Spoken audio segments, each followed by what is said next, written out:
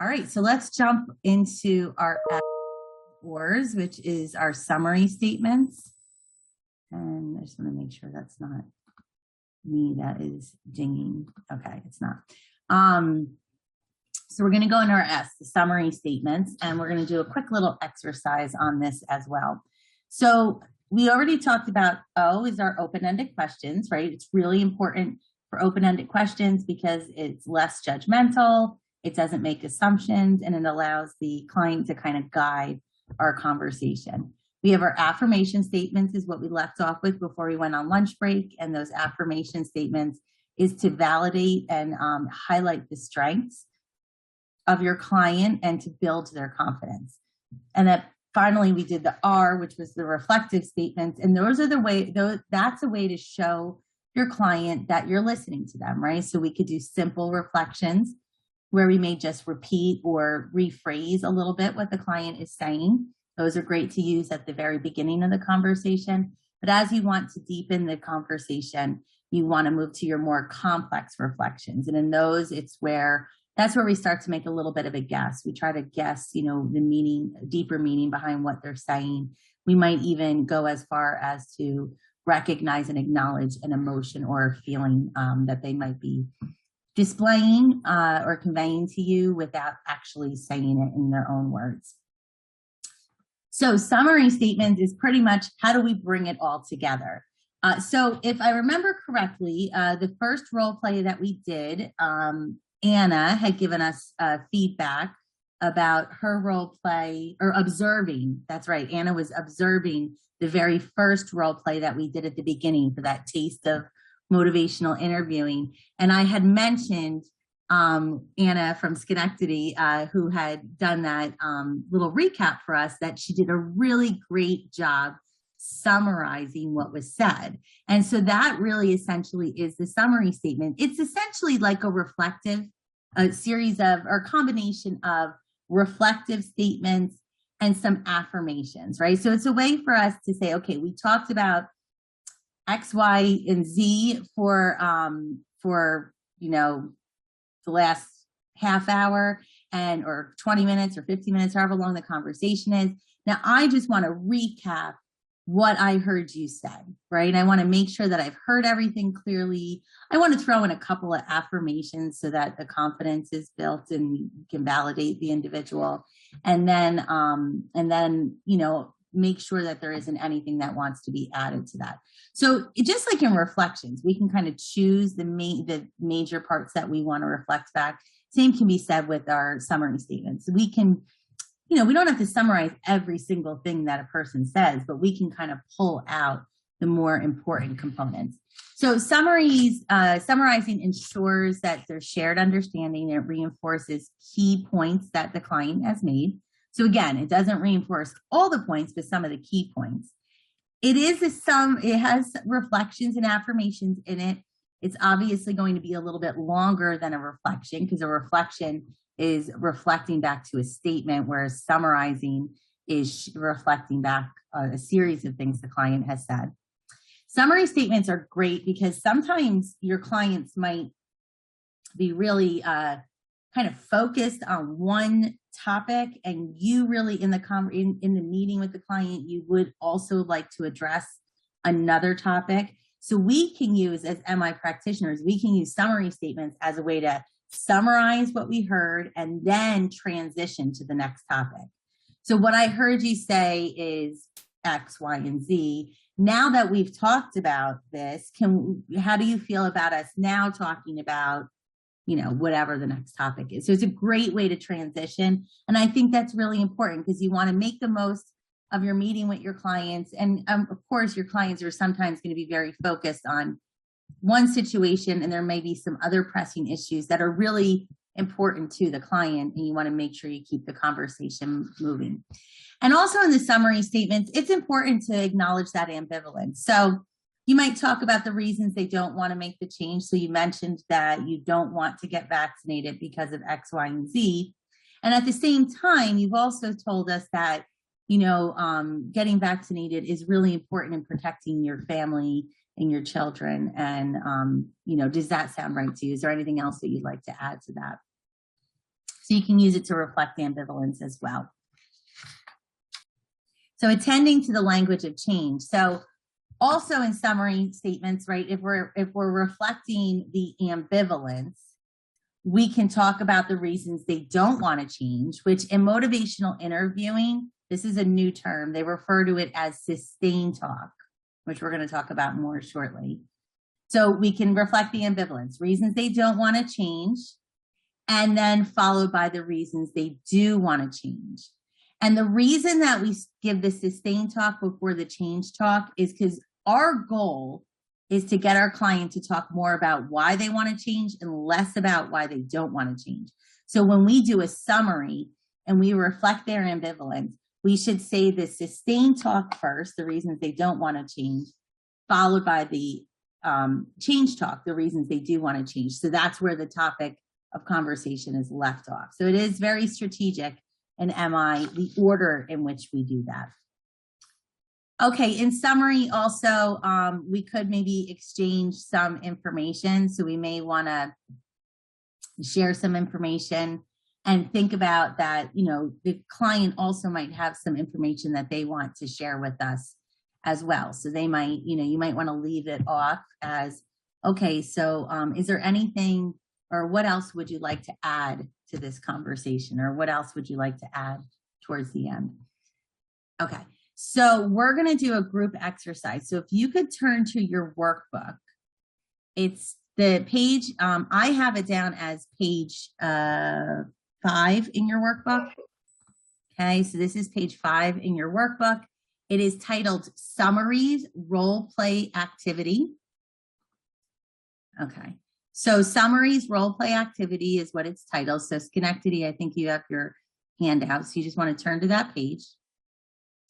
So this one, we're going to actually do a little bit different. I know you were working in pairs before, but now we need to create some groups of 3 because we do need an observer for this exercise. If you are not able to make all groups of 3, you can only make a group of 2, that's fine. Then you'll just have a client and a CHW ambassador. All right, so I have the handout up here on the screen, and then those of you that have the handout in front of you can reference it. So in your group of 3, you need to choose one person to play the client, one person to play the CHW ambassador, and one person to play the observer. So the person playing the client, you have it kind of easy. It's written right here on the paper what you will be saying to your CHW ambassador. However, if you want to tweak it a little bit, you can feel free to, you know, take some liberty in changing it around a little bit. But if not, you could just read exactly what's on that paper. So you're going to read what's on your paper to your CHW ambassador. Now, the CHW ambassador, you're going to hear a couple of things, a couple of sentences from your client. And what we want you to do is to provide a summary statement back to your client. So remember, summary statements, you can kind of combine a couple of things. You are going to be making some reflections to show that you've heard them. If you want to acknowledge ambivalence, that is helpful. Just try to acknowledge the sustained talk first, the reasons that they don't want to make the change, followed by the reasons that they do want to make the change talk. So you can reflect ambivalence like we showed you on the previous slide. And if you want to throw in some affirmation statements, always a good idea with a summary, right? Throw in a couple, 1 or 2 affirmation statements to build their confidence. And then our observers, I'm going to be calling on you after the exercise is over. So whoever is serving as the observer, when we come back as a full class to debrief, I'm going to ask the observer to provide the feedback of what they observed. So really what we want to know is not critiquing, but just to describe in your own words what worked well in their summaries that you observed. All right, give me a hands up or a thumbs up if you're good and feeling confident in your ability to do this. All right. Syracuse, feeling good, Syracuse? All right, okay, excellent. Okay, so I am going to keep this paper up so Syracuse can reference it. I am going to set the timer now. So again, it's going to start with the speaker saying what's on the paper, or tweaking it a little bit if they'd like. And then after they are done, the CHW ambassador is going to summarize what they heard using a combination of reflections, affirmations, and also acknowledging the ambivalence, the sustained talk followed by the change talk. And then I will call time, and then I'm going to ask for the observers to give feedback to the entire class. So I'm going to give you 3 minutes for this exercise, the 3 minutes for this exercise, and I'll let you know when time is up. So you could go ahead and get started. So we are at 3 minutes. So let's stop, pause where you're at. And all right, so let's do a recap of this exercise. So we had a client, whoever was playing the client, you said something either identical or similar to this statement. So maybe the vaccine is a good thing for us. It'll help the economy to grow back if we all take it, and our lives will go back to normal again. My mother doesn't stop nagging me to get the vaccine, but I'm not the one who brought COVID to the world. Why should I be forced to do something against my will? The government shouldn't tell me what to do. I'm not ready for the vaccine right now, and I don't think I'll be ready soon. Okay, so that's the client statement. The CHW ambassadors were asked, those for you playing the ambassadors were asked to provide a summary statement. So what I would like to hear from both the Schenectady and the Syracuse office, what the observers saw going on. So what I'd like to know is what you heard in the summary statements, what worked well? What do you think was effective? So let's start with Schenectady. Schenectady, I'd like to hear from the observers in this exercise. All of us, or I think it's the observers you wanted. Yeah, right? just the observers. So I want to hear back from the observers and have you describe what went well in the summary statement that you heard from the CHW ambassadors. I'll start. As an observer, I noticed that my ambassador did a good job of making sure the client saw that they understood where they were coming from, and really dealt with the nervousness and uneasiness of the situation. They really stated that they saw that they wanted to help and wanted to be a part of the solution, but all of the outside factors were kind of scary for them. Okay. All right. Excellent. So you acknowledge some emotions or feelings that the client was having. That's wonderful. And it sounds like your CHW ambassador also recognized the ambivalence, right? The being doing it and not doing it. Yep. All right. Excellent. Anyone else from Schenectady that wants to offer their thoughts, feedback? Yeah, so this is Shalonda from the Amy and Ann group, and that's the group from the group. And so just what worked really well in the interaction between Amy and Ann was that there was positive affirmations and emphasis on Amy's strength, and there was Anne had reaffirmed Amy's autonomy, her bodily autonomy, and had recognized the ambivalence, and also just summarized effectively like Amy's entire situation and just validated like her feelings towards the situation. That's great. I love that. I think you guys are starting to like create a checklist of what needs to be in the summary statement. And that's great, right? So you want some affirmations in the summary statement. You want to show that you're honoring their autonomy. That's great. And you're also acknowledging the ambivalence that they have. So those are really great. If you're thinking about a checklist for summary statements, I think those 3 things are really important. All right, wonderful. Schenectady, thank you very much for that feedback. We'll go to Syracuse now. Syracuse, for those that were playing the observer in this role play, do you want to offer some thoughts, feedback? Yeah, this is that. I can go. I was an observer. Okay. Yeah, the client was very hesitant. She was having a lot of emotion, that the government shouldn't tell her what to do. You know, she was not the one who brought the COVID to the world. And the listener was trying to convince her and say, look, you know, it's something that I just don't want to do it, and I don't want people to tell me what to do, which I don't agree with. So to me, it seemed like she understands the situation. She understands what comes with COVID-19, but she doesn't. Don't feel like for people to tell her what to do. Yeah. So maybe along the way later, she must be able to change her mind. You know, but right. Yeah. So that's really, thank you so much for that, Doc. It's you know, this is really important that when we do a summary statement, we also want to think about, okay, where do we want to go next, right? So what's the next topic that we want to talk about? What are the next steps that we want to maybe take? And it's really important. So we acknowledge those things. We see that really for this client, the major concern is being like told what to do and not wanting that, right? So we could maybe start to shift the conversation onto like, okay, well, if you were to decide to move forward with the vaccine, how would that feel for you? Or how would that look for you? Or what would be the steps that you would take next? And then we kind of move that conversation in another direction.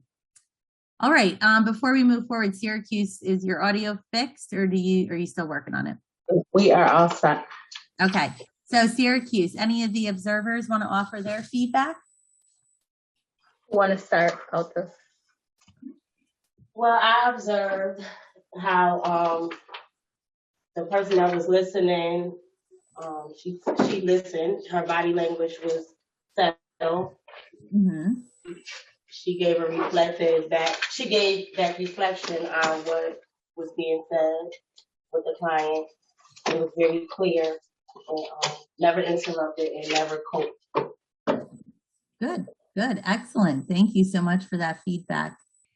But in any case, you know, again, the summary statements are really important, right? They're that validation. They're acknowledging ambivalence. They're showing the person that you heard them. And here's something else to think about, and it's the same with reflective statements. It's sometimes very helpful for somebody to hear back all of the things they just expressed, because they might hear it in a different way, or they might look at it from a different perspective. So it often can lead to, you know, a different way or perspective of looking at the situation. All right, wonderful. So Jeffrey, I think what we'll do, we don't really need a recap. We could just jump to slide 11. So we're going to go over now in part 2 some of the things that we want to listen to with motivational interviewing. So again, in part 1, our focus was defining what motivational interviewing was, and then also going over what are those essential skills. Oh, here, the right slide. Feedback. Yep, this is the right one. This is good. Thank you. And there's also feedback. We sat and heard one another from both people, had each other's full attention. Good. Thank you for that. And again, yeah, I mean, just like we need to show presence in reflective listening in your summary statements, you need to show presence too. So you need to be very mindful of your body language, right? Your nonverbal cues. So again, first part, we defined what motivational interviewing is. We talked about the spirit of MI. We use that acronym CAPE, which is showing compassion, acceptance, partnership, and evocation. And then we went into MI skills, and that specifically ORS, how to use open-ended questions, affirmations, summary statements, and reflective statements. So what we're going to do now is we're going to start talking about like all the things we want to really hear and listen to, right? What are we listening for? And that's the key thing in motivational interviewing. So we've already talked about this first one in pretty in depth, right? The first thing that we're listening for is ambivalence. So when your clients are talking about their vaccine or any type of major health decision or life decision that we're trying to make, we're going to be trying to listen for ambivalence, right? So we described already what ambivalence is. So Jeffrey, we can move to the next slide. Ambivalence is defined as the state of having two opposing feelings at the same time, or being kind of unsure about how you feel. So we just saw with that exercise that we did with the summary statement, the client has reasons that they want to get the vaccine, but at the same time, they also don't like being told what to do, and they don't feel responsible for COVID. So why does it have to be put on them, right? Or why is the government trying to force them to do it? So that's an example of ambivalence. When somebody is ambivalent, they're kind of stuck between mixed feelings about change. Reasons they want to make it, reasons they don't want to make it. Remember, ambivalence is normal. We all have experienced ambivalence at some point in our lives. And it's actually MI loves ambivalence, because when somebody's ambivalent, it doesn't mean that they have no idea or reasons to change their behavior. They're at least at the point of change where they're thinking about changing that behavior. So we actually favor ambivalence in MI because it's a great starting point for us to be able to move a client along the stages of change. So again, all of us has experienced change at some point in our life. And sometimes the change is easy, but sometimes it can feel very difficult. And sometimes we can kind of be caught in between in that ambivalent state where we know we should change something, but actually making that change is very difficult, and that is ambivalence. So it's not always easy to be ambivalent. It's not always comfortable to be in a place of ambivalence, but it is very normal. And ambivalence is like that last stage before a person actually starts to begin to make some changes. Okay, so we did an exercise with this, Jeffrey, so we'll go to slide 15. Okay, so MI and ambivalence. So while it can be a hard place to be in, MI recognizes, like I said, that ambivalence is natural. MI likes ambivalence because it realizes that it is a stage of change, and it's actually the last stage before a client begins to make some changes. So being familiar with the stages can help you as healthcare professionals understand how ready your clients are for change and how directive they can or should be. So again, it just gives you a moment to see, where is my client at their stage of change. You could have clients that they think everything, it's the status quo works, right? What they're doing is working. They don't plan on changing it. That's a little bit more challenging. Now, MI can be used in that example, but when they're in a stage of ambivalence, they've at least acknowledged some of their reasons to make that change. Okay, so what else are we listening for in motivational interviewing? So ambivalence consists of two things: sustain talk and change talk. So if we break down ambivalence, we also want to listen to sustain talk and change talk.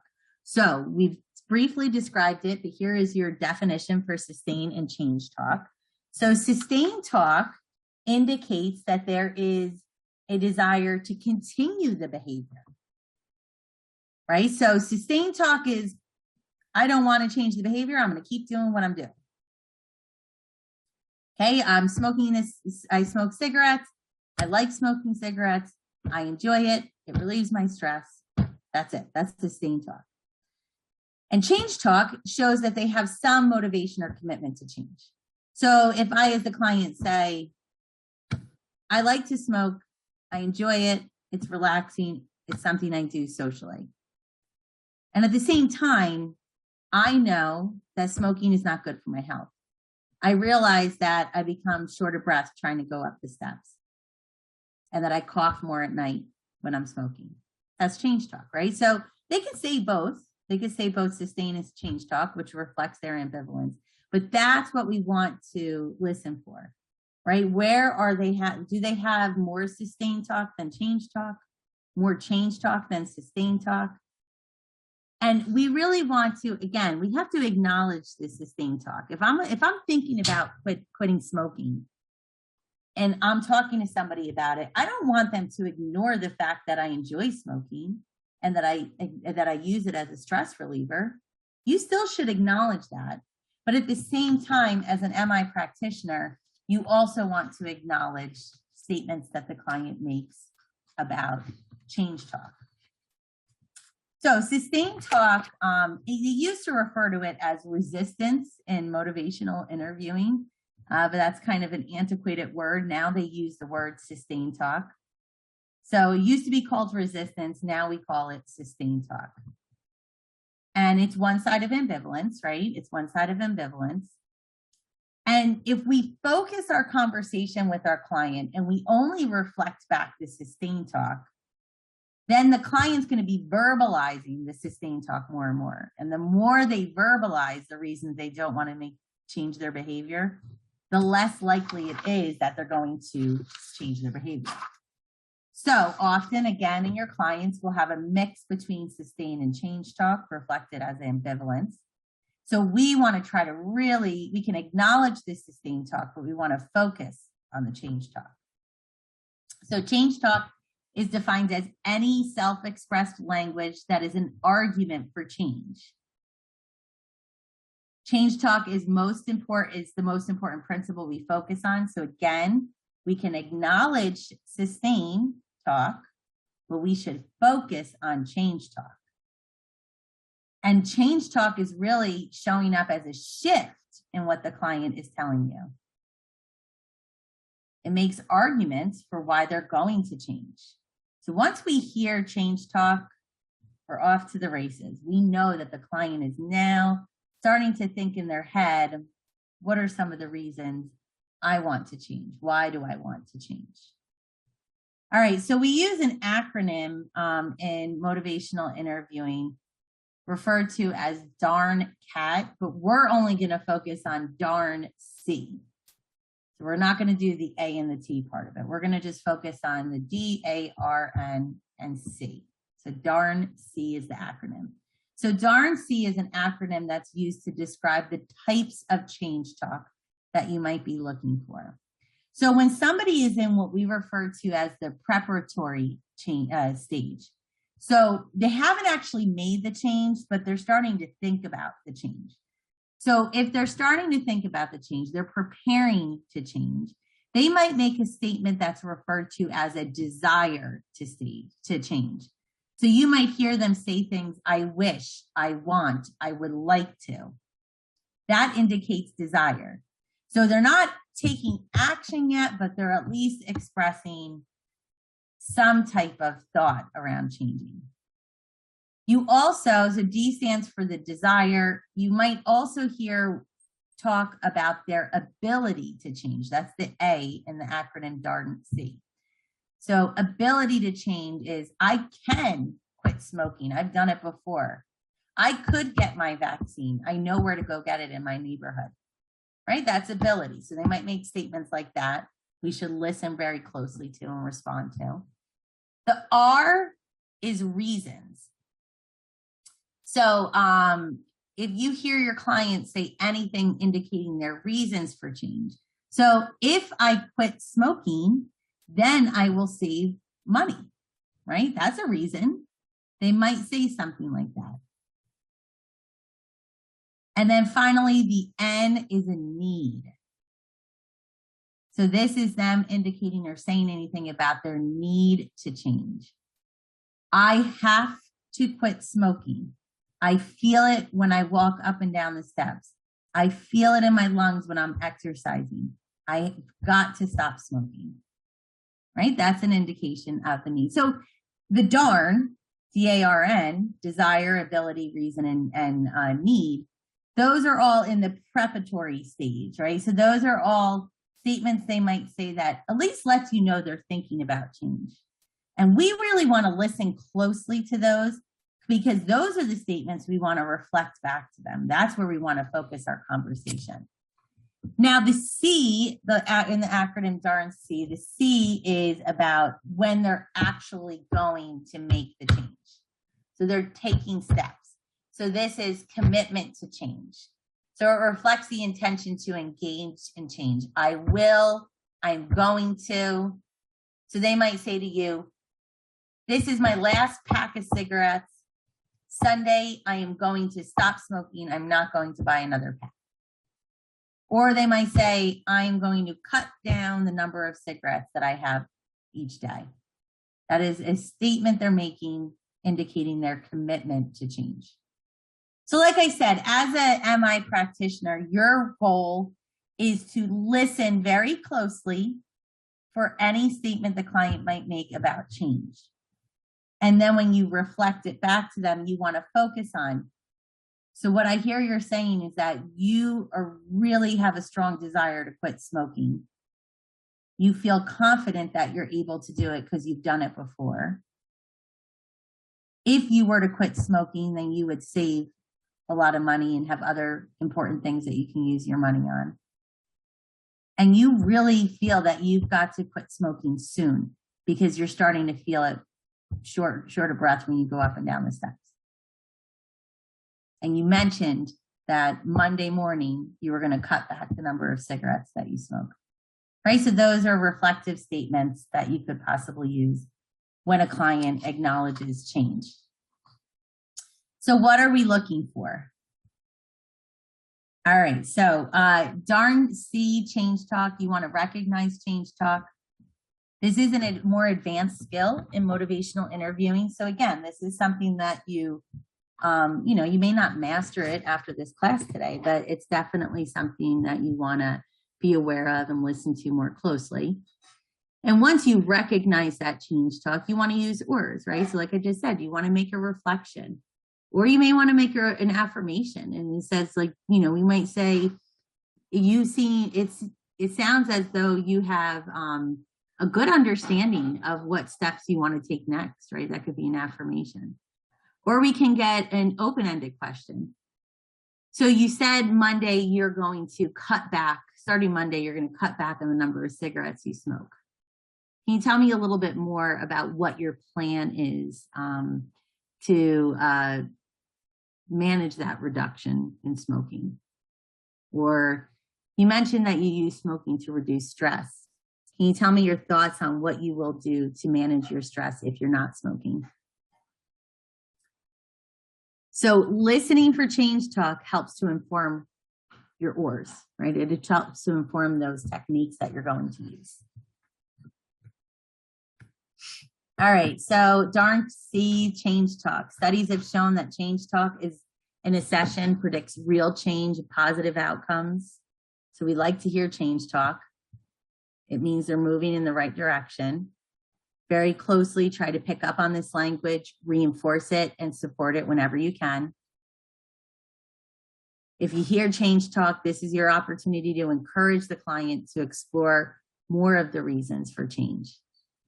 So we might say something, you mentioned that if you were to quit smoking, it would save a lot of money.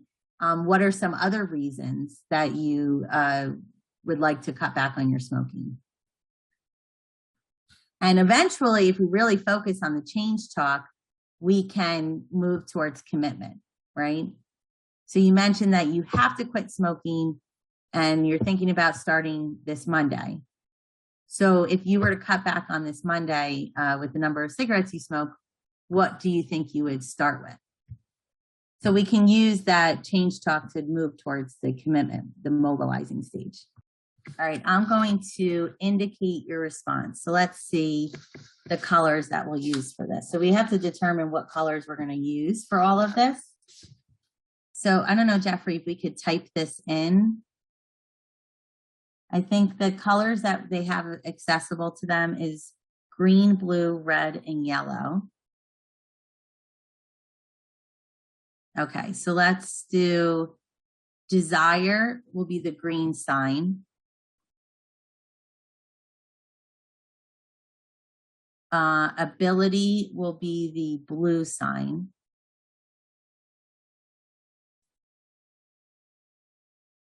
Reason will be the red sign. Need will be the yellow sign. I'm going to jot this down.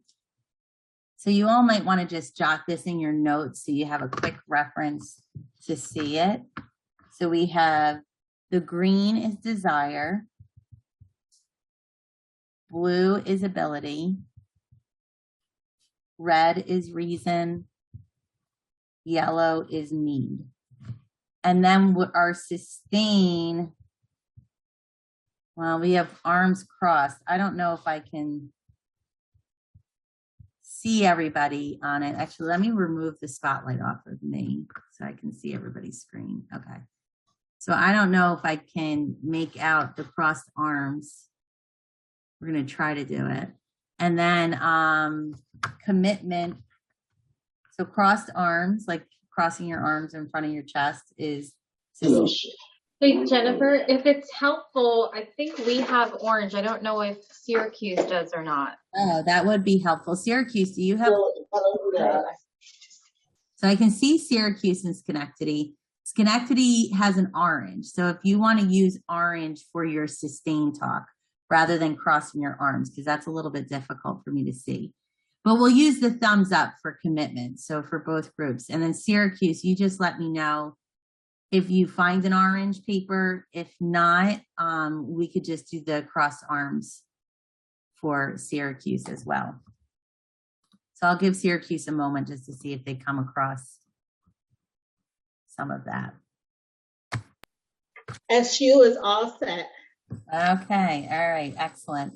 All right, so I am going to read through statements and then you're going to indicate if it is one of those 5 options. So how about we do this, Jeffrey? Let's read through the scenario. We'll read through the scenario first. So go back to, I think it's slide 28. I don't know if the number is different on yours, but yeah, go back.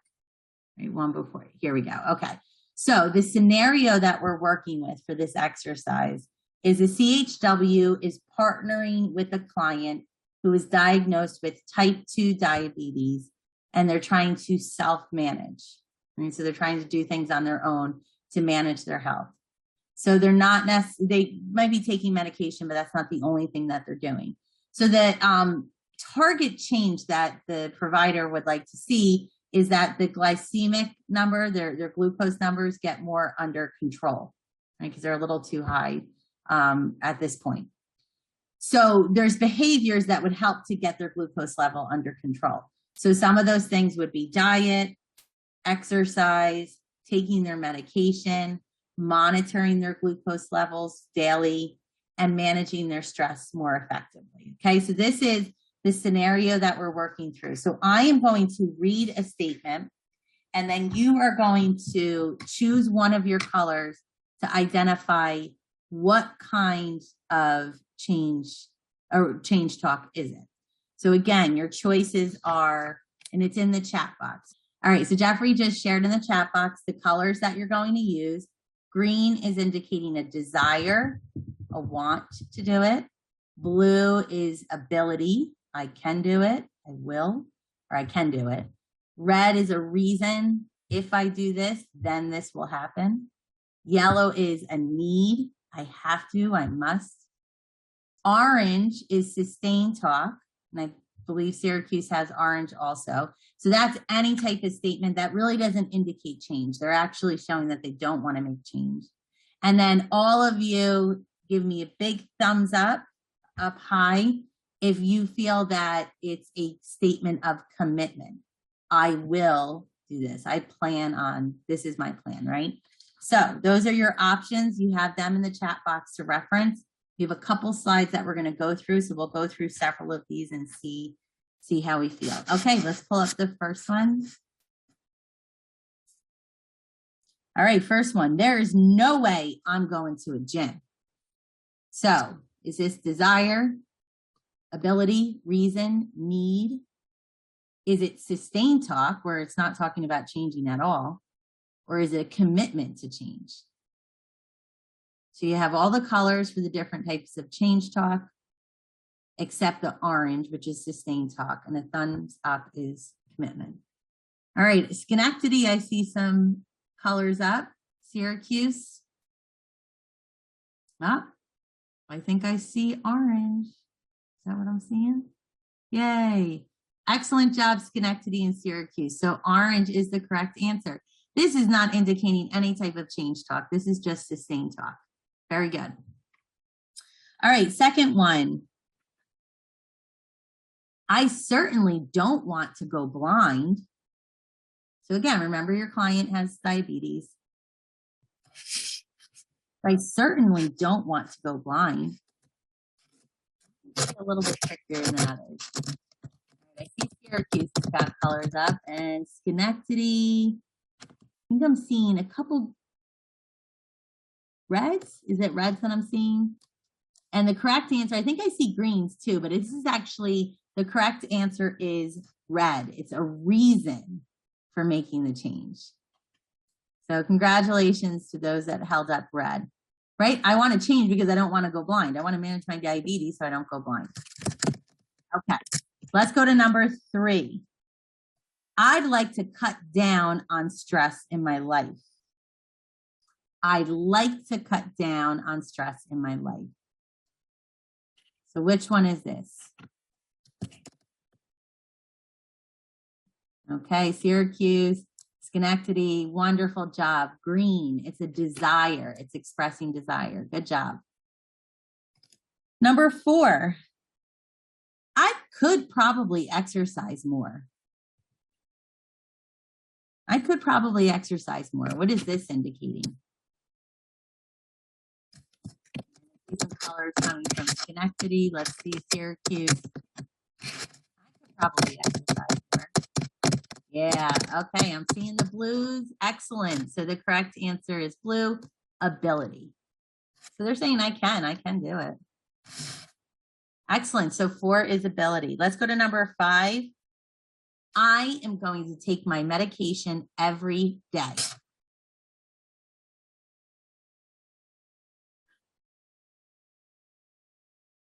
I am going to take my medication every day. Okay, good. You can put your arms down. Excellent. Thumbs up high, because this is a commitment. They're making a statement of something that they're going to commit to doing. Wonderful. Number 6, I really don't like to exercise. I really don't like to exercise. What kind of talk is this? Good. I see a lot of orange, and that is the correct answer. This is not change talk at all. This is some more sustained talk. And remember, we can acknowledge sustained talk, but we want to try to focus on the change talk. All right, let's go to number 7. I've got to get my blood sugar under control. Got to get my blood sugar under control. What one is this? All right, I see some color going up at Schenectady. Yes, Syracuse, I'm seeing some yellows in the back there. Excellent. So the correct answer is need. Yellow is the correct answer. So this is expressing a need. All right, let's go to the next one. I'm going to get my blood sugar under control. I'm going to get my blood sugar under control. All right. You can put your arms down, thumbs up high. Good, that's commitment. Excellent. Number 9, I don't think I really have diabetes. I don't think I really have diabetes. What is that? What kind of talk is that? Good. Orange, sustained talk. Excellent job. You are all on a roll. All right, number 10. I'd like to start checking my blood sugar once or twice a day. I'd like to start checking my blood sugar once or twice a day.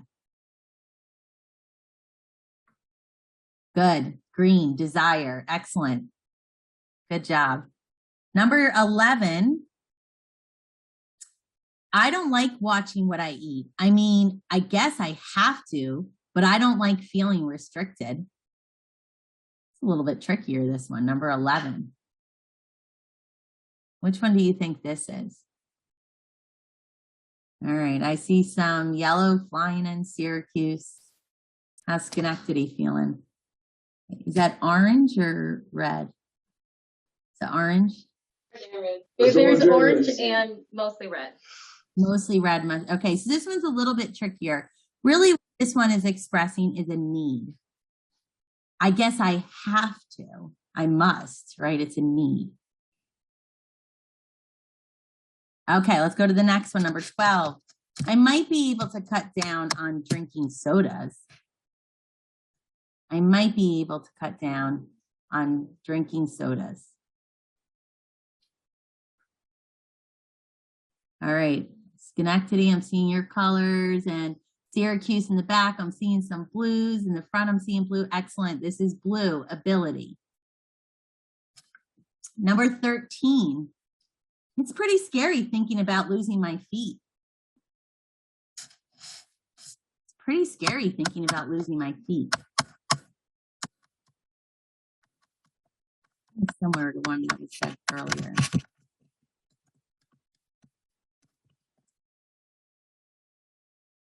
It's pretty scary thinking about losing my feet. Okay. Schenectady's putting some colors up there. Syracuse is still thinking. Oh, we have a red. Reason.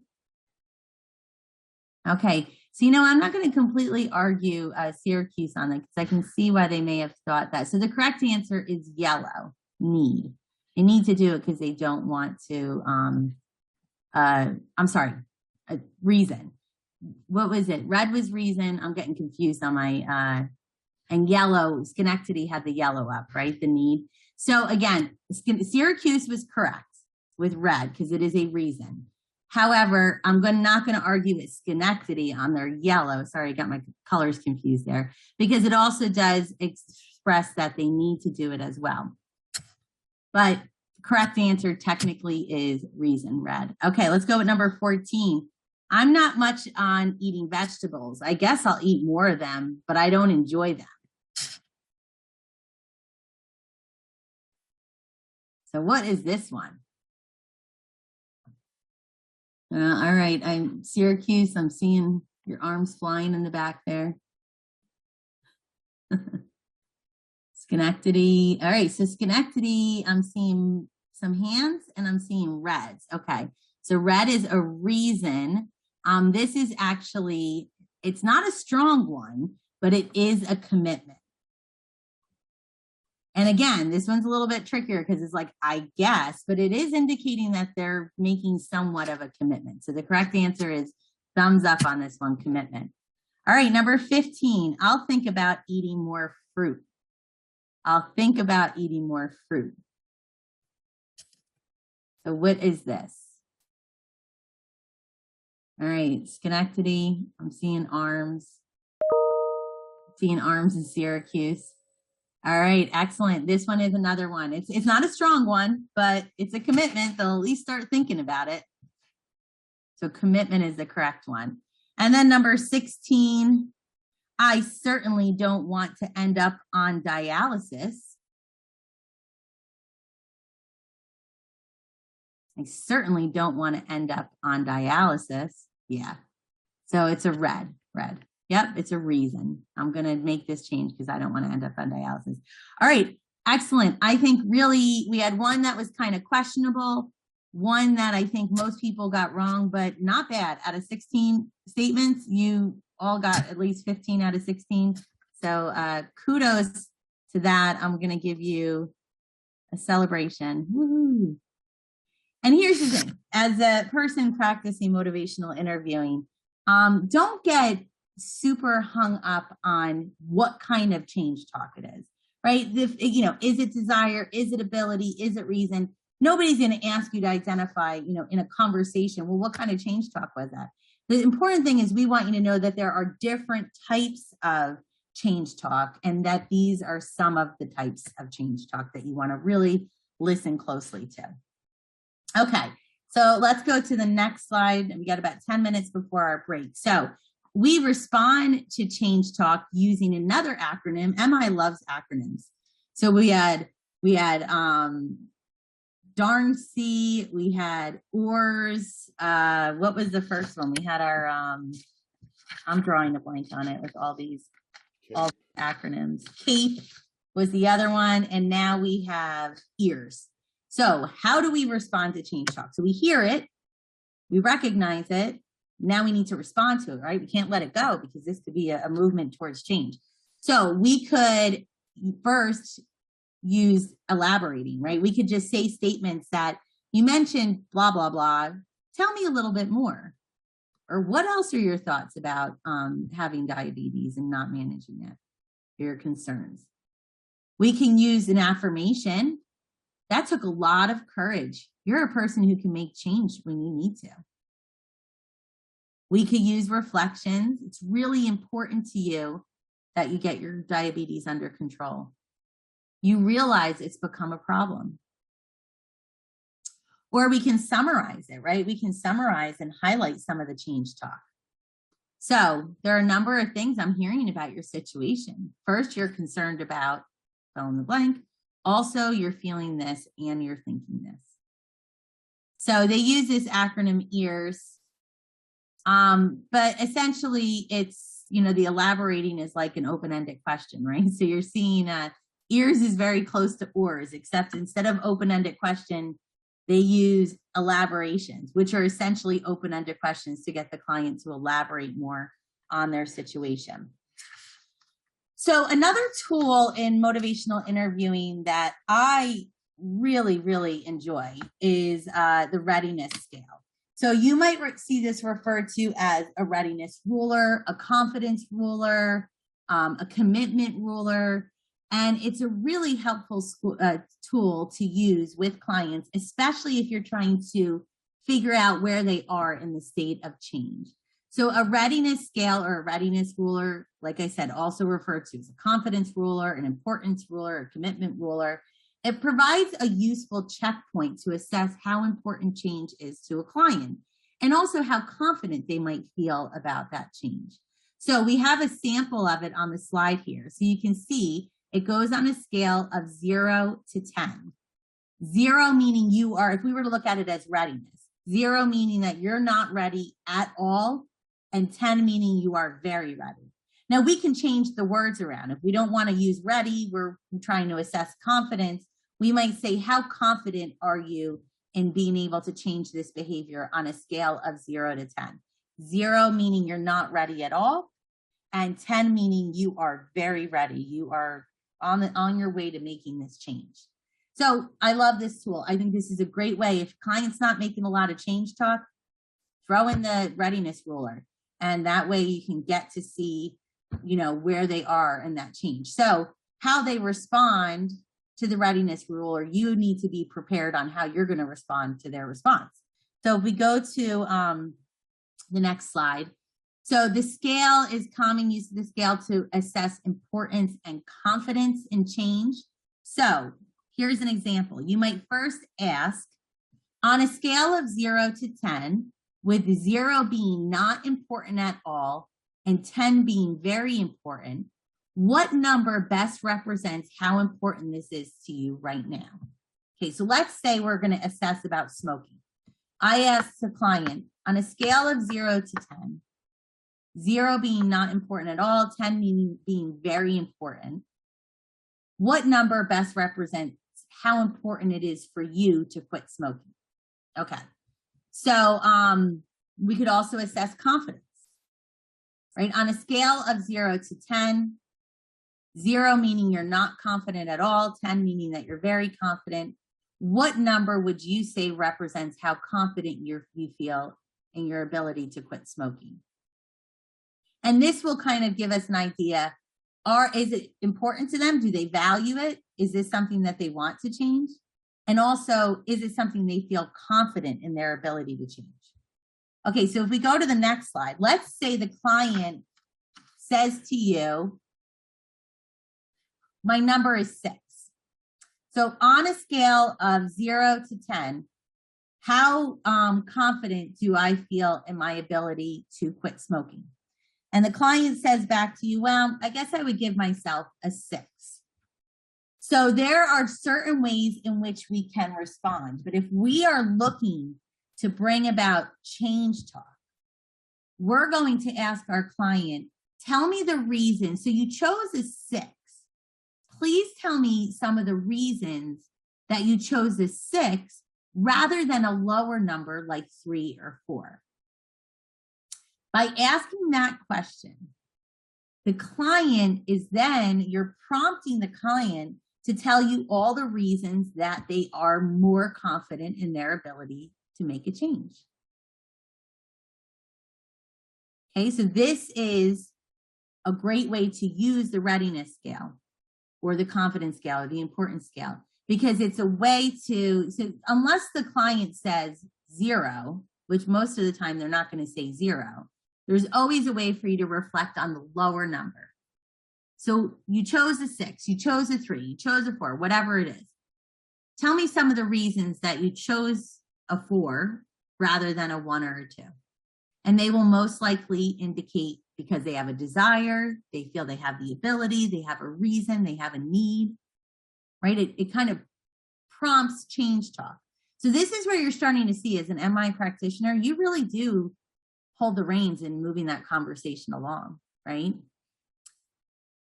Now we also can find out like what's stopping them from making that change. So what would you need to do differently in order to move to a higher number? So then we can find out as CHWs, how can we better support and assist the client to move to a higher number? So let's say, for example, the client, you ask the client on a scale of 0 to 10, how likely do you think it is that you're going to get the COVID-19 vaccine? And they say about a 4. And just say, okay, so what would need to be done differently to move you to a number higher than 4, to like a 6 or a 7? And the client might say to you, well, I would maybe move to a higher number if I knew a little bit more about the vaccine and I understood the side effects of the vaccine. And then you as a CHW can then say, oh, ding, ding, ding, this is what I would need to do to help better support my client. So like I said, the readiness ruler is an excellent, excellent tool. It's probably one of my favorite tools in motivational interviewing, because it really does try to prompt change talk. So when you find that your client is doing nothing but sustained talk, we want to use that readiness ruler to get it towards more change talk. All right, so we are going to take our 15-minute break. We're at 2:45. We'll come back and we're going to pick up with the video that we're going to get to evaluate and listen for change talk. All right, so I will see you all at 3 o'clock. All right, welcome back, everyone. Oh, Schenectady has a different view of the camera. Oh, there it goes. It was a lot closer. Jeffrey, I think with this video, when we show it, we'll just stop it at 5:18. Okay, sounds good. Thank you. All right, Syracuse, just let me know when you're back. Your camera's pointed up, so I don't know if you guys are back yet. I'm back. Good day, online. Okay, all right, excellent. So that is back, and Syracuse is coming back. All right, wonderful. Okay, so we're going to take a look at this video. It's about a 5-minute video. And what I'm going to ask you to do as you are watching the video, get a piece of paper and pen so you can jot some notes. And I'd like you to listen very carefully to both the physician and the client, but particularly with the client, if you hear her making any statements about change. All right, so think of the acronym DARN-C, and do you hear some statements about change that the client or the patient is making in this video? And then we'll also debrief, how did the physician respond to the DARN-C, right? Did they, to the change talk, did they use that acronym EARS as a response? All right, so Jeffrey, whenever you're ready, we'll go ahead and you guys will just be jotting some notes on change talk. Watch what happens this time when the provider cues into what the parent is saying, empathizes with her situation, and attempts to work with the parent to find a solution that fits her needs. So I wrote a prescription for antibiotics for Aiden. Okay. I did want to talk to you, though. I'm a little bit concerned looking through his chart at how many ear infections he's had recently, and I noticed that you had checked the box that someone's smoking in the home, so I was wondering if you can tell me a little more about that. Well, it's just me and him, and I do smoke. I try really hard not to smoke around him, but I've been smoking for 10 years, except when I was pregnant with him. But it's so stressful being a single mom and having a full-time job, and so that's why I started smoking again. You have a lot of things going on, and smoking's kind of a way to relax and de-stress. Yes, yeah. Some people have a glass of wine, I have a cigarette. Sure. And it sounds like you're trying not to smoke around him. Why did you make that decision? I know it's not good for him. I mean, I've read those things about ear infections and asthma and stuff, but other kids have ear infections and their parents don't smoke. So on the one hand, you're worried about how your smoking might be affecting him, and on the other hand, you're not so sure if it's really the smoking that's causing these problems. Right, yeah. I mean, he doesn't have asthma. He hasn't had a lot of other problems that his other friends have. So, and I've thought about quitting before in the past, but I just don't see how it's possible right now. What made you decide to quit smoking when you were pregnant? Well, he was inside me and we were sharing everything, and I knew that he would get some of that, and I just didn't think I could live with myself if something happened to him. Right now, though, it feels almost too difficult to even manage or even to try. Yeah, exactly. How were you successful when you quit before? I don't know. I think about it now, I don't even know how I did it. I just did it. You know, I just couldn't imagine like him not being born or going into labor early and him having problems and stuff like that, all the stuff that they talk about with women who smoke. So that was just enough to say, okay, you know what, I'm not going to risk that. So the risks were so scary then that you were able to stop. But yeah. They don't feel as scary to you now. No, I mean, we're two separate people, and like I said, I try really hard not to smoke around him. I'm pretty good about that. I don't let other people smoke around him. So You're doing the best you can do. Yes. Yeah. Okay, but it sounds to me too like part of you really does want to quit. Yeah, I know that I need to, and I keep every new year I say, okay, this year I'm going to quit smoking, but then something happens and it just doesn't. It's on your to-do list. It's just not making it to the top. Yeah. If you did decide to quit, on a scale of 1 to 10, where 1 is not at all confident, you don't think you could do it, and 10 is you feel pretty certain that you could, where do you think you fall right now? Probably like a 5. Kind of in the unsure area. Like, I know I've done it before, so I know I can do it, but at the same time, it just seems really hard, and it's not the same situation. Well, what made you say 5 rather than 2 or 3? I know all the ways it's bad for me, and I don't want him to grow up thinking that it's okay to smoke. I don't want him to use any kind of, I don't want him to chew or anything like that. So I know I need to, especially before he gets old enough to understand what mommy's doing, but I just don't know if I can do it. Okay. So it sounds like you have a lot of reasons why you'd like to quit. You have been successful quitting in the past, and right now you're just feeling a little bit hesitant about your ability to do it. Yeah. Where do you think we should go from here? I don't know. I'd like some help. I just don't know what kind of help I need. Sure. So. Well, if you'd be interested, that's something I can definitely talk to you about. There are a lot of new options that can actually help people be way more successful in their attempt at quitting.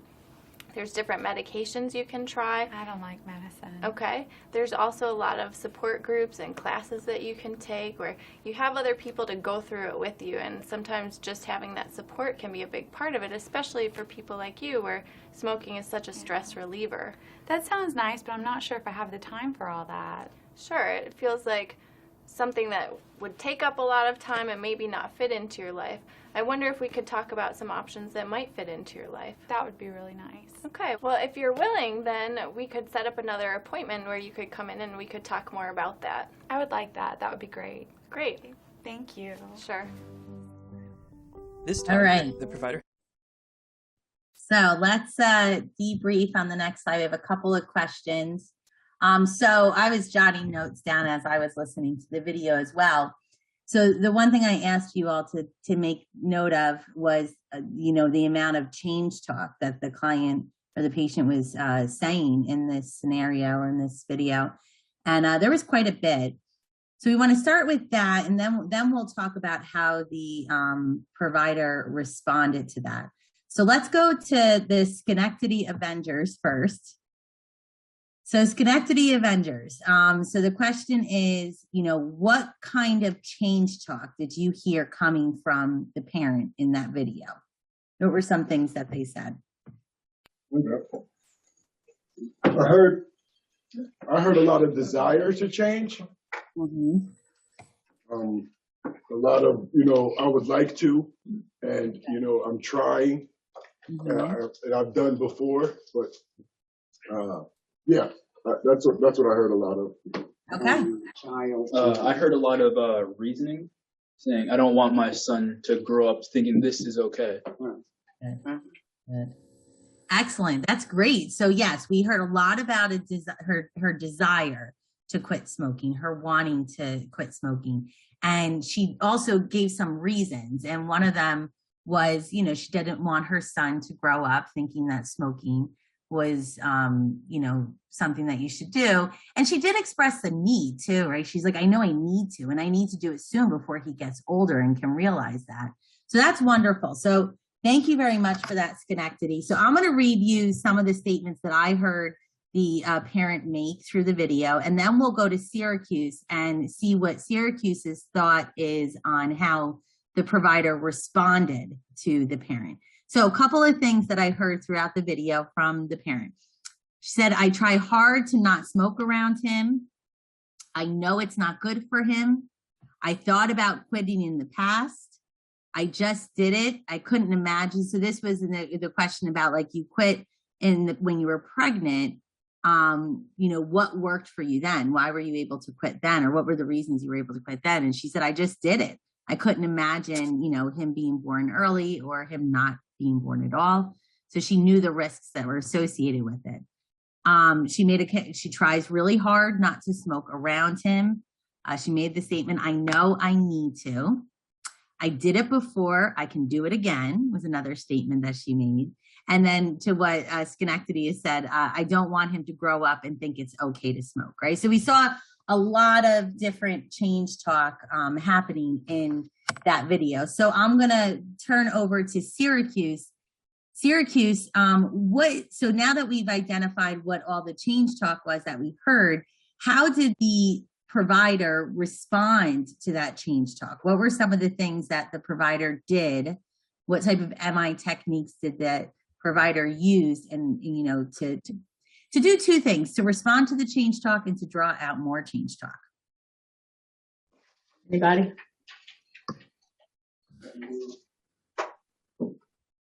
I was more focused on the patient than the doctor. Well, the doctor, she was very, understand that she was listening. She didn't interrupt her. Good. She didn't force her to do anything. She didn't. She tried. Say what? No, she didn't. I didn't feel that she was pushing her one way or the other, right? I think she was being pretty non-judgmental about the situation. She a doctor I would like to see. I mean, she tried to give her good advice. Yeah, absolutely. Absolutely. And Syracuse, I know you were focusing on the patient. Is there anything else that you heard from the patient that we maybe haven't shared? We got Ali with his hand up online. Oh, yes, Ali. Ali? I heard that she did some reflective dialogue with her, reiterating what she was, the patient was saying, and then offering, to further the situation and discuss further in terms of the positive change talk that that the patient was having. Yeah. Yeah, I think that's great. Thank you so much for that, Syracuse and Ali. Yeah, so the client did have some change talk, but she obviously did have some sustained talk too in that demonstration. And I thought what was really good about the provider, that the provider didn't ignore the sustained talk, acknowledged it, but then also followed up with an acknowledgement about the change talk and tried to deepen the conversation on change talk. So she definitely did a great job of kind of acknowledging the ambivalence that the client had. I don't know if any of you noticed that she used the confidence ruler, right? And the client says, well, I'm kind of in a 5. And then she indicated, you know, why she might be sitting at that 5. And then the provider said, you know, so you chose a 5, but you didn't choose a lower number. So what are some of the reasons that you didn't choose a lower number? And that brought about more change talk. What I loved was the provider summary. If you notice at the end of the summary, the provider said, so where do you think we should go from here? Right? So she recapped what she heard and then asked the client, what would you like to do next? And then when the provider offered some suggestions like medication, client says, I don't like medication, group therapy, I don't like groups, or, you know, she doesn't like going to things like that. And so what we saw was that the client was being a little bit resistant on some of the suggestions, but you know what? The provider just rolled with it. Provider says, okay, how would you feel about the next time we meet? We can talk about some other options that might work better for you. And that's really important for you to do that. You might make it that far in the conversation. And then when you start to offer suggestions, the client might start shutting down every suggestion that you're offering. Don't be thrown off by it. Don't try to push back. Just roll with it because it's we're honoring their autonomy. They can do what they want or when they want, whenever they're ready. So they might need time to think about some of the options. They might need some other options that are more realistic for them. So maybe you can schedule another appointment to sit down and talk to them about it. So I think this video, I hope you enjoyed this video because it did a great job at demonstrating what motivational interviewing is, and also did a great job at, you know, giving us an opportunity to see how you draw change talk out of a client and also ways to recognize that change talk. All right, so we're going to take a moment for a fact. So I'm going to pass it over to Jeffrey. Awesome. Thanks so much. And we'll just spotlight me so you can see me. As I've said through many of our sessions so far, it's time for our lovely little commercial break with our vaccine facts. Antibodies. Can anyone in Schenectady remember and describe for us what antibodies are? All right, I unmuted, guys. So what are antibodies? Someone in Schenectady, please help us out. They are the part of the cell that, or the part of our body that actually attacks the virus. Great. Yeah. That's a great simple summary of it. Gets right to the point. So antibodies are proteins in your body that your body creates after it senses a pathogen, and they help protect you from future infections. While your body can create antibodies during the course of an illness, like catching a cold or getting COVID-19, vaccines also cause your body to create these antibodies without making you sick with an illness, even though you might have some side effects from the vaccination. So again, this is going to be one of those key places that key pieces of information that keep coming up as you go out and talking to people, right? Why does our protection wane? Because the antibodies are, we don't have as many antibodies over time. How does the vaccine work? It triggers your body to create these antibodies, right? So really important information here for all of us to remember. All right, thank you, Jeffrey. It is like a commercial break for a vaccine commercial break.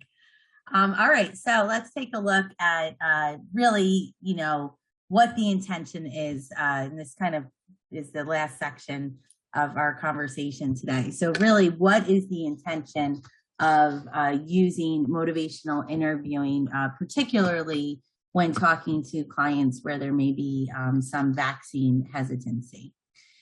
So I'm going to open up this starting question to the group.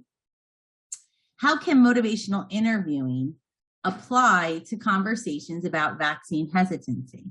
So let's take a moment to, think about all of the things we learned today, the spirit of MI, ORS, identifying change talk, identifying sustained talk, hearing ambivalence. How can some of what we learned about motivational interviewing apply to conversations that you might have with clients about vaccine hesitancy? So I'm going to open it up to Syracuse first. And of course, if there's anyone on the call that wants to speak, just raise your hand and let us know. But Syracuse, let's start with you. How do you think MI can apply to conversations about vaccine hesitancy? Yeah, this is that. I think the MI can work very good for community health workers because you will use reflective communication, whereby you will be able to take advantage of patient suggestions, and the patient will come up with his or her problem. You are not going to create something outside. You are going to benefit from him or her communication about what the problem. Right. She will be the one who will say it, and then you will restate it back to her or to him to make sure that you got the point. And then you suggest some solutions. Excellent. Without pushing him or her. Yeah, and that's really great. And we're actually going to talk about how do you offer those solutions? How do you offer more information? Because you have to do it in an MI adherent way. Ali, your hand is up. Yes, motivational interviewing applies a number of different techniques that can be utilized to motivate the patient or the client to making a decision. It can guide the client to realize what they want to do, and it can clarify the ways that they can do it by them just answering the questions on their own. So by the motivational interviewer utilizing these techniques of repeating, but repeating what the patient is saying so that they understand it and so that the message is clear, the patient can come to their own conclusions in terms of how to proceed. And so these types of techniques really can move people off of a fence and into one area or another in terms of either deciding to make that change or not make that change. Ali, thank you so much. That was very well said. I appreciate that. Okay, let's go to Schenectady. Schenectady, do you have anything you'd like to add? Your thoughts on how you can use MI in a conversation about vaccine hesitancy?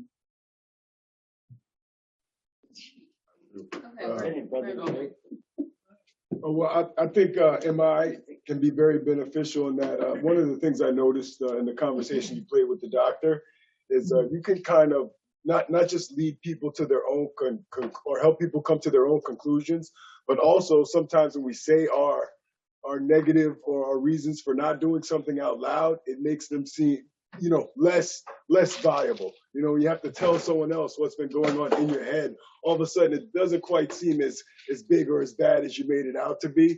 And if you can sense that, it really allows you to maybe help change the person's perceptions, especially with the facts and things that we're going to get and we've already gotten about the vaccine. We can then ask questions that maybe answer some of those fears. So.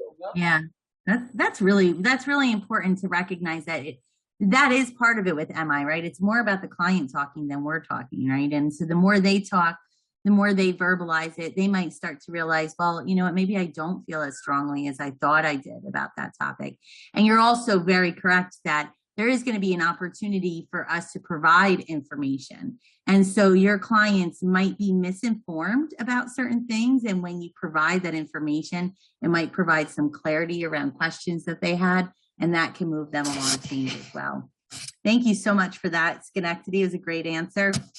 So I just want to say, especially with vaccine hesitancy, this is, I can't remember in, in my knowledge, or what I can remember in my lifetime, of a public health situation like this, where there was so much judgment around decisions that were being made, right? And I think with motivational interviewing, we're not going into it saying, no, you really should get vaccinated, because if you don't, this is going to happen, and this is how it's going to impact other people. We're really forcing ourselves in an MI approach to not be judgmental.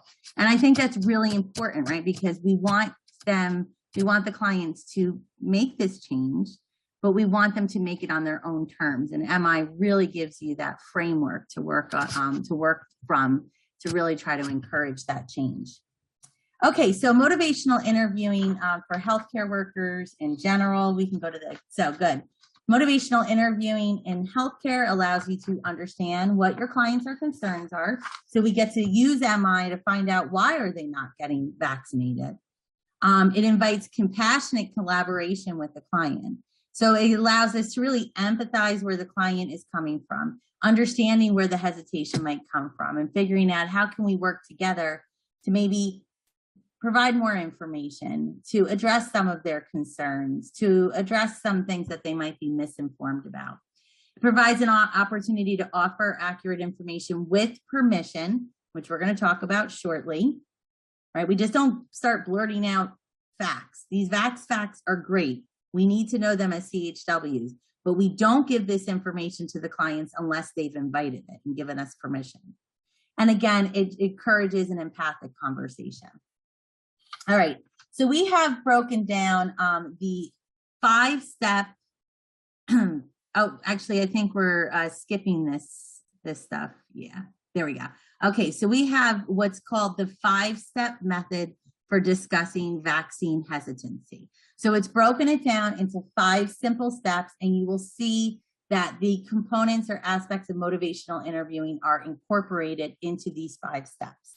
So let's go over the first step, which is establishing a caring connection. So establishing a caring connection is our first one. So again, establishing a caring connection, this is about collaborating with the client. This is about expressing empathy. This is about showing compassion towards the client, and really doing our best to build a positive rapport with the client. So establishing a caring connection, this is where we're being mindful of our presence. Are we fully present in our conversations with our clients? Are we using both verbal and nonverbal cues to kind of build that connection and strengthen that connection? So this might take a little bit of time, right? We might not establish a connection in our first meeting with the client, but we need to have patience, right? MI is a process. And we might just, use that first meeting with our clients just to kind of connect with them, and then start to strengthen that connection as time goes on. Okay, we can move forward, Jeffrey, to the number 2, ask open-ended questions. All right. So ask open-ended questions, right? One of the skills and techniques of motivational interviewing. So a reminder, open-ended questions means that the questions cannot be answered with a simple yes or no. So what are your thoughts about getting the vaccine would be a great open-ended question to start with. We might also ask the client, what are your main concerns about getting the vaccine? So it says here, just note if there are a lot of issues or just a couple of key issues, if they are open or closed about this topic, using tell me more can help increase the dialogue. So you might want to say, can you tell me a little bit more about some of the concerns or the reluctancy that you have in getting the vaccine? You need to identify what appears to be most important to them and ask them to see if you are following them. So it sounds like you're feeling confident about the safety of the vaccine is what is most important to you. Is that accurate? So feeling confident. So they might give you 4 reasons why they don't want to get the vaccine.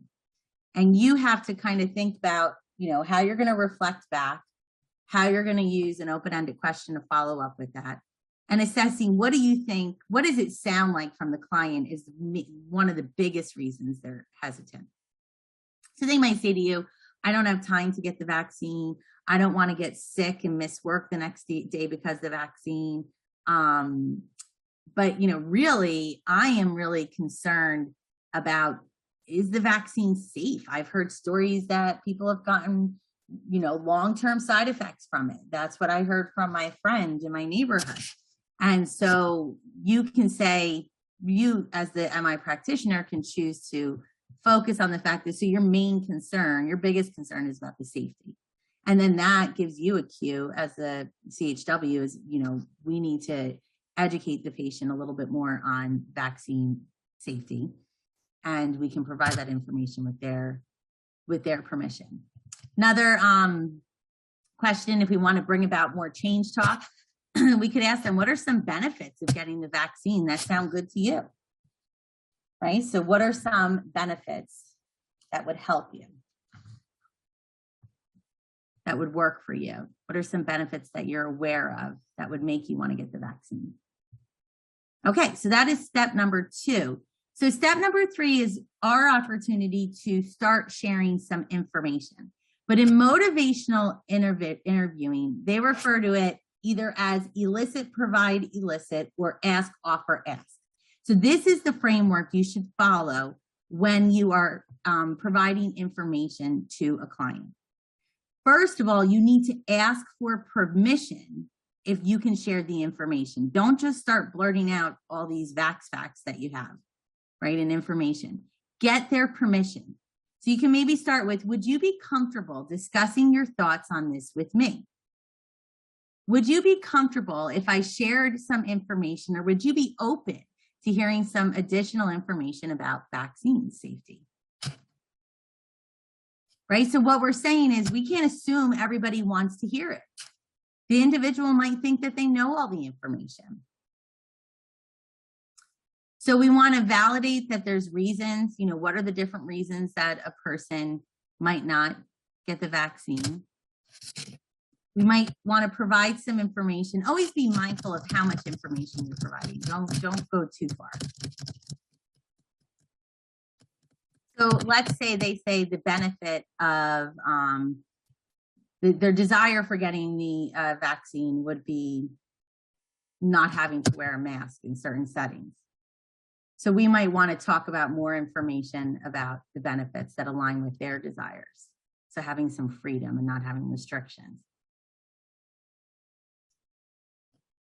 And then we're going to offer that information, limit the amount of information that we're giving, and then we always follow up to see, so, what do you think about the information I provided with you?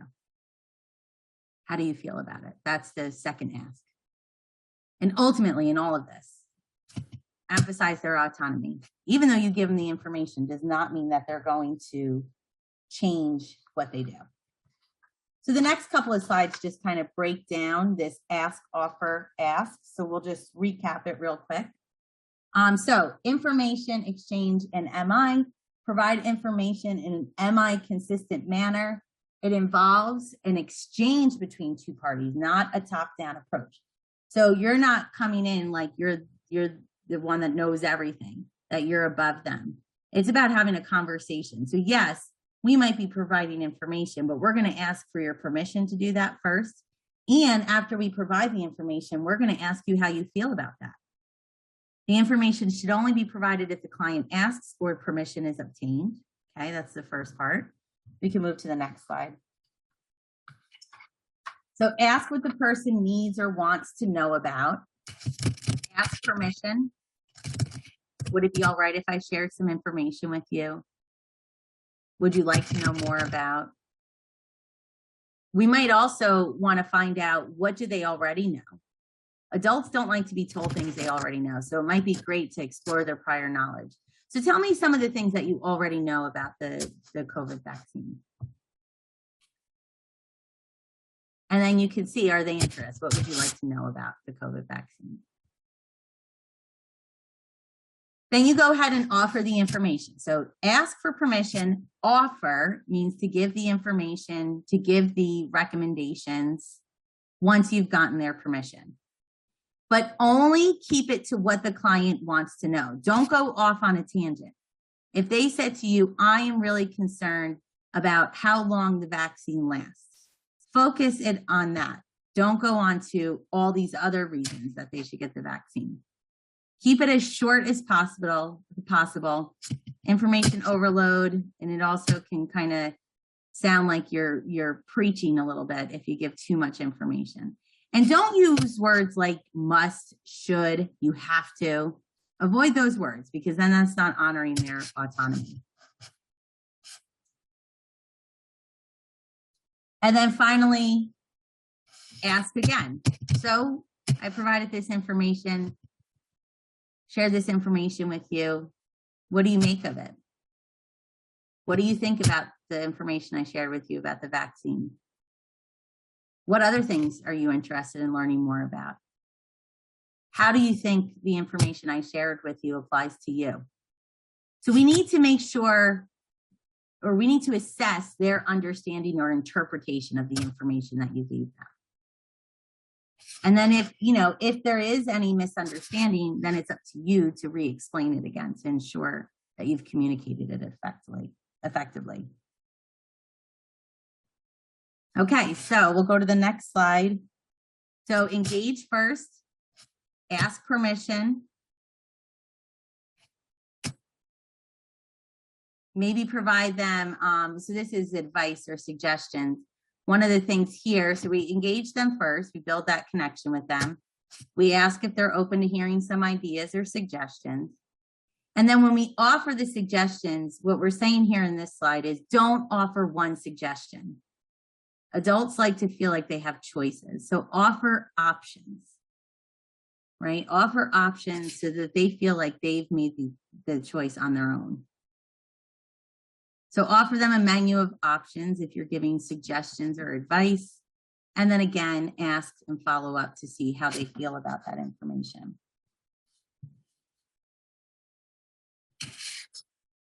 Okay, and then finally offering suggestions, similar, ask permission. Can you provide it? Explore any of their prior knowledge.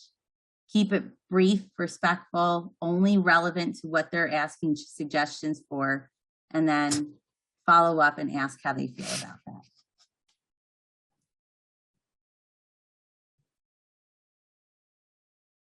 Okay, so when you're getting started with using this techniques, and you are going to ask, why should you always ask for permission? So thinking about an am I adherent way. So let's go to Schenectady for this one. So Schenectady, why do you think it's important to ask for permission to talk about whatever the subject matter is with the client? A lot of things, first and foremost, I mean, autonomy and consent, but also like a lot of things can be triggering. It can also elicit like a negative reaction, make them feel a certain disdain or distrust towards you or the institution that you work for. Like stuff like that, kind of all in that realm. Like you just need to tread lightly when you really don't know somebody, or even if you know them, like and have prior knowledge of their situations, you should know by then what feels comfortable for them and what doesn't. 100%. And again, I mean, if we don't ask permission, then we're making a lot of assumptions about where the client is at, right? So it's really important that we ask them that permission to share that information. Okay, so step number 4 in this process is helping them find their own reasons to get vaccinated. They should not be getting vaccinated just because you told them it's a great idea. They should not be getting vaccinated just because your information told them that they should. So you want to find out what are their own desires, because remember, it has to be intrinsic motivation. It has to be their inner desire to make the change. So you ask questions like, what do you think would need to be different or change in order for you to get vaccinated? When do you think this could happen? That's a great question to get them towards commitment, right? Always validate their answers, always use reflections to ensure that you've heard them. And also always encourage a follow-up, right? Even if they don't decide to do it right now, have a follow-up meeting with them so you can discuss it further. Or if they do decide to do it, have a follow-up as well to see how it went for them. And then finally, if they do decide to move forward and they're ready to make it happen, then that leads us to step number 5, is help make their vaccination happen. So be ready to provide the information. So they say, yes, you know what, I'm going to move forward with this. Make sure you have a list of walk-up vaccination sites and locations. If there's only locations that are accepting appointments, make sure that they know about those appointments. If there's transportation barriers or any way, make sure you address those as well.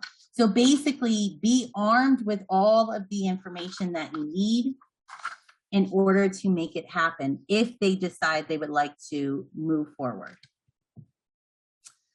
All right, so we are going to try a role play where you get to do the 5-step method for discussing vaccine hesitancy.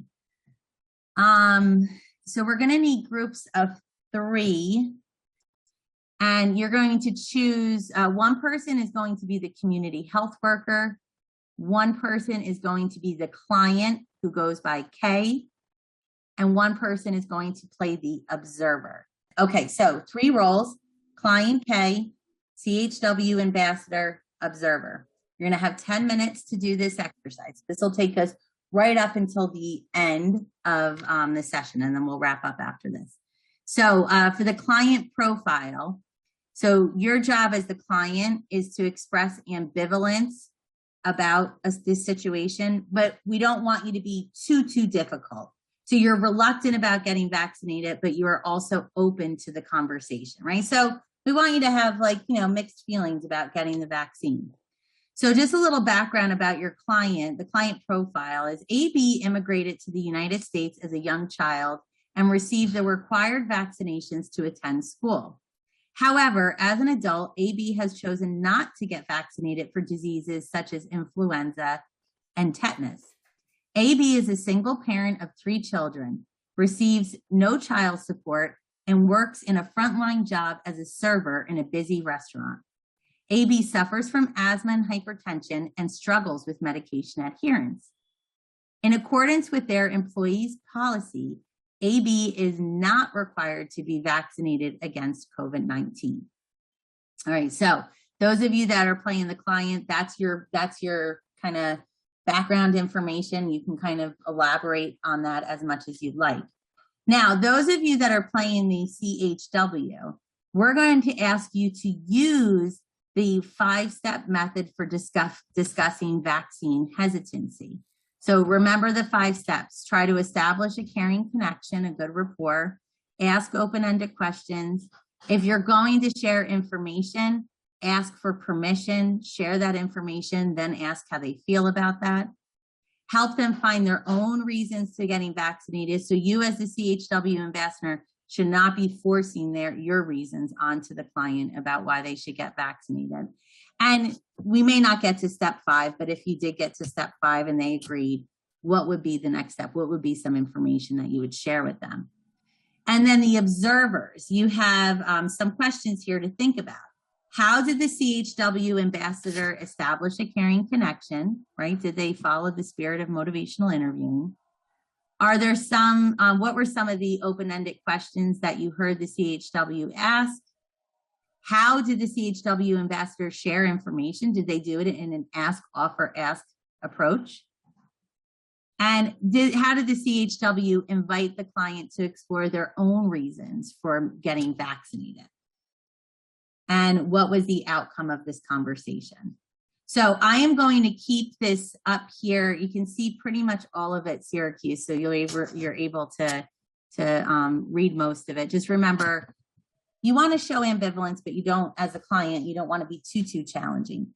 All right, so we are at 3:44. I'm going to give you 7 minutes for this exercise. So I'm going to set my clock now, 7 minutes. And then I will, at 7 minutes, we'll come back and we'll debrief what this exercise was like for you. Are there any questions? Just give me a thumbs up if you're feeling good. Okay. Syracuse, thumbs up. We're good? Okay. All right, go ahead. You're on the clock. All right. So we're gonna pause there. And we're going to actually use your thoughts on that exercise and applying it to your job as our closing activity, because we're coming to the end of today's session. So real quick, I just want to share a couple of things with you about what to avoid when practicing motivational interviewing. And it pretty much is just emphasizing, the opposite of the things we told you to do. with regards to MI. All right, so the second one is pretty straightforward, right? We've talked about this. Don't judge the person if their views are a certain way. Don't judge a person because of where they get their information. Maybe they watch a news outlet that you don't watch and you don't want to use judgment. Maybe they read a newspaper or magazine that you wouldn't read. Don't judge that. Don't use any language with them that suggests that you're criticizing them for their decision. And again, this is a hard one because your feelings about vaccination might be very different than what theirs are, but we have to remain non-judgmental. And then finally, the writing reflex. So the writing reflex. So in MI, they talk about this natural instinct that we have to make things right. We want to fix the situation. We want our clients to do what we think is right. And we really have to avoid what is referred to as the writing reflex. All right, so let's go to this last question as our closing question, right? So we learned about the 5-step process. You practiced the 5-step process in your role play. So I'd like you to do, I mentioned this earlier, how important self-reflection and self-awareness is as a person using motivational interviewing. So I'd like you to think about what we learned today about motivational interviewing, what you practice in your 5-step process. And I'd like you to come up with at least, or write down at least one thing that you would need to change about your approach in order to have a successful conversation about vaccine hesitancy. So I know you are all together in a group, and I am going to ask if you could facilitate a discussion amongst your entire class and maybe come up with 3 things, a collective thought for the group. We'll use this as our closing exercise. So Schenectady Avengers, if you could find one person in your group who's willing to write down these 3 things and share them with the entire class, I'll give you a few moments to do that, let's say 2 or 3 minutes. Syracuse, same thing. Syracuse office, if you wouldn't mind choosing one person in the classroom to write down 3 things that the group as a whole feels they need to change about their approach to have a successful conversation about vaccine hesitancy. So again, this is reflecting on what we learned today, what you just practiced in that 5-step process. So I'm going to put the timer on. I'm going to give you 3 minutes. And then I'd like to hear from both groups. And for those of you that are calling in, you could feel free to write down the one thing you need to change about your approach to have a successful conversation about vaccine hesitancy. You can go ahead and write it in the chat box and I will make sure I acknowledge it. Okay, so Schenectady, one person writing down 3 things for the entire group. Syracuse writing down 3 things for the entire group. And those that are calling in, if you could just write it in the chat box and I will acknowledge it. Are you ready for us, Jennifer? I'm ready. If you guys are ready, go for it. Corbin is their spokesperson. Okay, all right. Go ahead. All right, we said judgment, understanding, and personal beliefs. Okay, I like that. Again, that's really good self-reflection and realizing that perhaps those are things that could present a challenge for you in talking about vaccine hesitancy. All right, Syracuse, thank you so much. Let me give you a round of applause and a celebration for a job well done today, and I appreciate all your participation. Let's go to Schenectady. Schenectady, what are your 3 things collective as a group? So the ones we wrote up were body language, like potentially not accidentally giving like a message or like responding to something that a client or a community member says, like as a reflex, like, oh, I disagree with that, and like making a gesture even though if you don't say it, etc. 2 was the writing reflex thing, like specifically in regards to addressing misinformation or differing like political or social stuff. And then number 3 was not quote unquote self-inserting, like the whole idea of like the me too or I feel you kind of thing. Like I've been through that too. We're the same, which also goes along with like active listening and not interrupting and stuff like that. That is wonderful. Thank you so much, Schenectady, for that answer. And again, great self-awareness and realizing, you know, where some of those challenges that could come across. So clapping hands for Schenectady, celebration for Schenectady. And then we just have a couple comments in the chat box that I'd like to make sure we acknowledge. So let's see, we have Ali says, I would need to change to utilizing affirmations more effectively in motivational interviewing to be successful. Wonderful. So Ali says affirmations might be one that's a little bit more challenging. So he's going to focus on that. Vontree says asking more open-ended questions. Excellent. Star Lewis says not talking so much myself, but listening, letting the client speak and asking open-ended questions. Right. If you're talking more than the client, check yourself. That's something to remember. And Clifford says, I would use affirmations, more listening, and I would need to change my affirmations, right, and making them more positive and strength building. That's wonderful. All right. Well, that wraps up today's session. It's nice to quote unquote meet all of you. I know I'm not there in person, but I just want to take a moment to thank all of you. Your participation was wonderful. You made this an easy process. It's definitely some unusual approaches in the virtual world of learning, but I really do think this went really well. And I appreciate all your input, all your questions, suggestions, and I hope you really do find this information helpful in your work as CHWs.